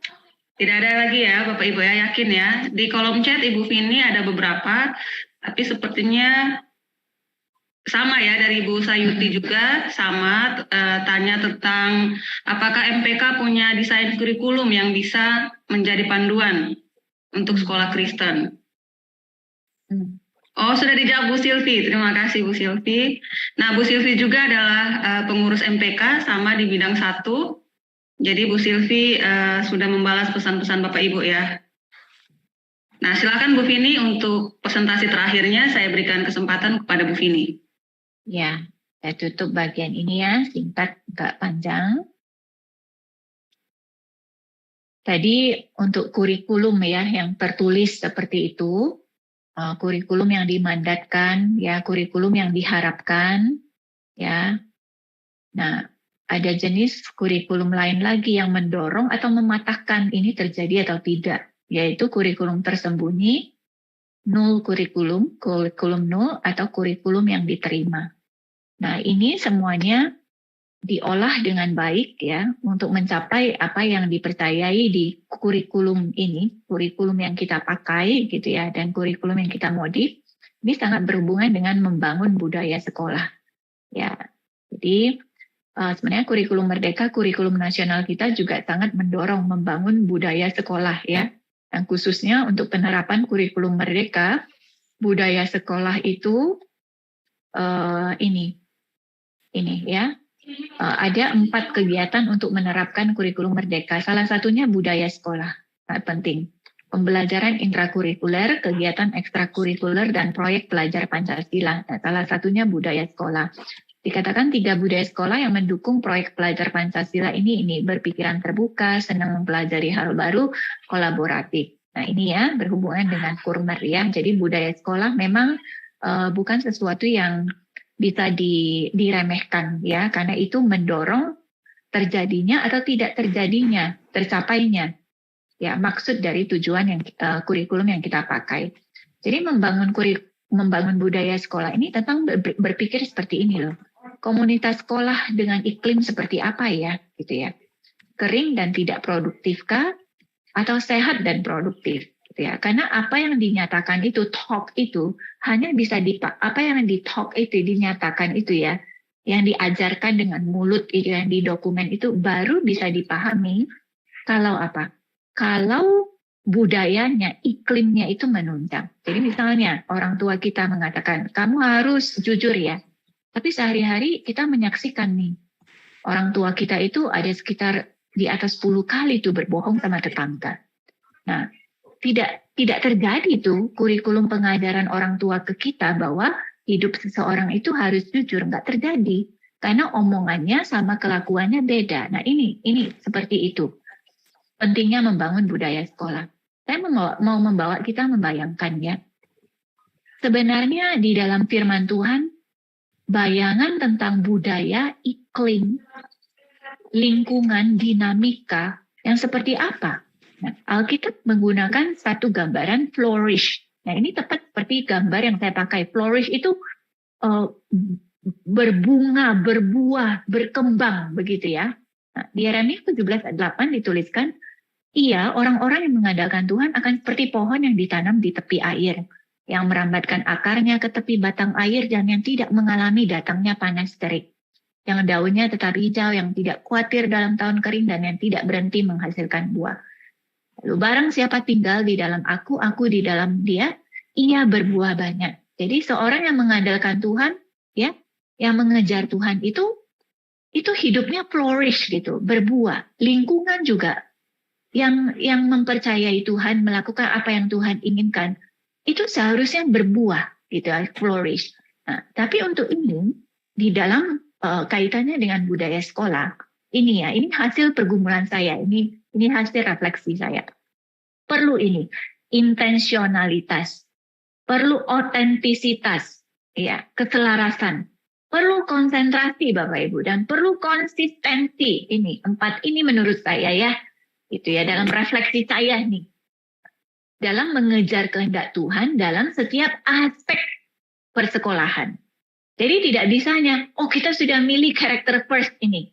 Ya, satu modul yang sudah teruji, sudah dipakai banyak sekolah dan sudah banyak rekomendasi yang baik. Tidak cukup hanya itu. Kalau itu mau menjadi sesuatu yang mentransformasi gitu ya, perlu budaya sekolah yang selaras. Dan untuk membangunnya, itu perlu intensionalitas, perlu otentisitas, selaras apa yang kita katakan dengan kita hidupi, perlu konsentrasi khusus, gitu ya. Lalu perlu konsistensi. Nah, seperti apa?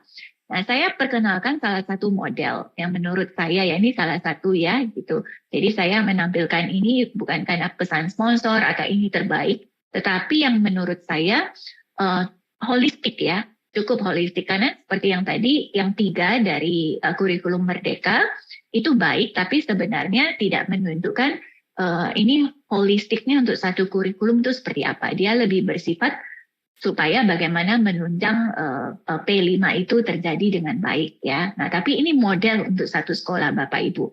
Ya. Jadi ada 5 dimensi. Tujuan, perlu ada tujuan yang jelas, lalu perlu ada relasi, dan di dalam pengajaran pembelajaran seperti apa? Nah, perlu ahli dan sumber daya, dan juga perlu memperhatikan kesejahteraan. Kalau ada ini 5, baru otomatis ya, otomatis ini pendidik ini akan apa? Akan bertumbuh, akan berkembang, akan merekah gitu ya. Flourish itu kayak bunga itu mekar gitu. Nah, kalau guru-gurunya itu mekar, maka murid-muridnya itu pun akan bertumbuh mekar. Kita lihat dulu tujuan. Saya sambil kita mendengar ini, Bapak Ibu juga sambil ini ya, bayangkan sekolah Bapak Ibu atau kelas Bapak Ibu sudah ada ini belum? Bagian mana yang sudah baik, bagian mana yang tidak. Maka mungkin nanti kita akan ketemu, oh ini jomblangnya di sini ya, gitu ya. Atau kita ada merasakan nih ada gap nih antara yang diomongin pemimpin sama yang kami rasakan. Nah, waktu nanti detail melihat ini mungkin kita baru bisa di elemen mana ya, gitu ya. Itu memang perlu diperbaiki begitu. Nah, purpose itu tanggung jawab. Ya, jadi ada tanggung jawab untuk memang menghidupi apa yang sudah dituliskan. Nah, seperti itu tanggung jawab. Lalu ada pengajaran holistik, ya. Lalu ada wawasan dunia yang terintegrasi di sekolah tersebut. Ada kisah Allah, ya. Ada kemitraan jejaring, nah, seperti yang tadi Bu Anita katakan ya, Bu Anita. Jadi rekan-rekan sekolah yang begitu eksklusif, tidak berjejaring, itu sebenarnya satu kekurangan ya, yang akan mempengaruhi budaya sekolah yang positif ya, gitu. Lalu ada formasi spiritualitas. Nah, di dalam hubungan ada kepemimpinan yang mendukung. Lalu ada kepemimpinan yang saling tergantung. Jadi interdependence ya. Atas dengan bawah, bawah dengan atas, ada berusaha saling berkomunikasi. Ketika ada keputusan baru pun, itu kalaupun memang sudah harus dilaksanakan, ada proses sosialisasi yang baik dulu, memahami ini penyebabnya apa, seperti itu. Ya.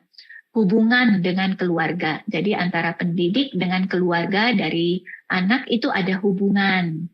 Nah, tadi ada juga di chat saya sekilas melihat itu gurunya sudah baik, kurikulum juga sudah baik, tapi hubungan dengan keluarga. Nah, benar ini jadi masalah kan ya. Jadi bagian ini nih dipikirkan baik-baik. Jadi bagaimana nanti ada program ya, ada action plan, dan bahkan kalau yang memakai strategic planning itu ada KPI khusus tuh. Mungkin selama 2 sampai 5 tahun kita memulihkan hubungan dengan keluarga. Bagaimana? Keluarga dari murid kita. Keterlibatan dengan komunitas. Nah, ini prososial ya. Nah, Bapak Ibu di SSKI ya, di buku 2 dan 3, prososial itu standar ke-6 ya. Yang ada Bu Sylvia di sini ya. Bagi yang sudah memiliki bukunya itu bisa menelaahnya ya di bab 2 dan 3 bagaimana membangunnya. Lalu ada mentoring murid. Ada guru yang diusahakan bertumbuh menyerupai Kristus. Nah, ada orientasi prososial, ada lingkungan yang penuh perhatian. Nah, kita bayangkan aja kalau kita ada di sekolah begitu, baru kerasa hangatnya ya. Nah, ini perlu sekali. Lalu di dalam belajar mengajarnya seperti apa? Ada umpan balik, benar. Ya, kalau hanya bablas tuh kayak rel kereta api gitu ya, nggak pernah ada umpan balik gitu ya. Bahkan kalau murid pun bisa memberikan umpan balik pada guru, guru memberikan umpan balik pada murid, ada hubungan dengan orang tua, umpan balik yang orang tua diberi umpan balik bukan hanya waktu anaknya bermasalah, wah itu positif sekali. Ada kolaborasi, berpikir secara sistem, ada perkembangan yang dipandu data, ada professional development, pengembangan guru, lalu berfokus juga ini outcome ya, pencapaiannya seperti apa, budaya mau maju, instruksi yang disesuaikan dengan keunikan siswa, lalu orientasi praktik terbaik. Nah, pembelajaran yang melibatkan, yang engage ya, lalu behaviors for learning, ada dibangkitkan kesukaan belajar. Nah, ini nih bisa membentuk budaya yang positif di sekolah. Lalu ada ahli dan sumber daya. Nah, mengusahakan terus staf yang berkualitas, responsif terhadap murid berkebutuhan khusus. Nah, saya pikir waktu kita care, waktu kita mengasihi orang, di sanalah Tuhan bilang kita itu sebenarnya mirip Dia.